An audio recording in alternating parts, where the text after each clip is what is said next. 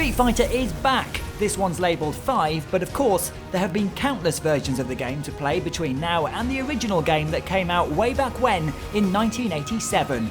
Xbox owners are going to miss out this time, as the game is exclusive to PS4 and PC, and Capcom have made this game with the future very much in mind.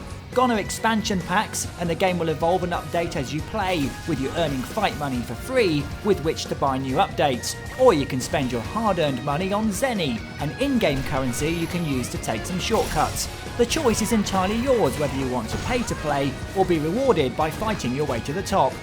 When it comes to gameplay, you'll be right at home as you jump in. All the standard moves are there for some of your favourite characters, and of course, there are some new ones who enter the fray to keep things fresh. For instance, Fang uses his poison abilities to cause damage during a fight and with ranged attacks, and even making himself poisonous to the touch, which seems a little unfair. And the ancient warrior Nekali goes absolutely nuts when he activates his V-trigger, with his hair going all red and electrified. This reminds me of Blanca, who notably isn't in the game at launch. There's only a roster of 16 characters to begin with, but this will quickly rise to 22 and beyond post-launch. So what's this V-trigger thing, I hear you ask?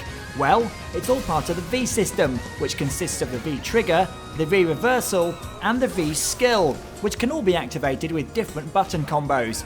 The meter above the EX gauge is unsurprisingly called the V gauge, which shows how much you have to spend, and you can either activate the V trigger, which will make you more powerful until it runs out, or use up a block to perform other abilities. This certainly makes the game more tactical than just charging the EX gauge and letting fly with a special attack that takes off a huge chunk of damage. This time they've called that critical art, and this can only be performed when the meter is full. The game has a fair few modes to play with. There's the standard versus mode where you can play other people, an online mode which lets you fight through the ranks against other very good players, I'll probably get my ass whipped, a survival mode that will keep throwing AI opponents at you which get harder and harder until you give in, and a story mode.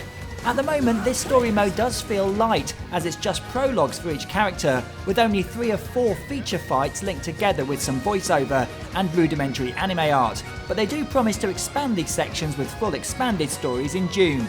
It's pretty tricky to give Street Fighter V a score at the moment, as at launch it really does feel like half a game. For fans of the series that stick with it, there will be plenty of new content and characters drip-fed to you until September and beyond. However, I'm going to score this game based on its potential, so Street Fighter V gets 8 out of 10.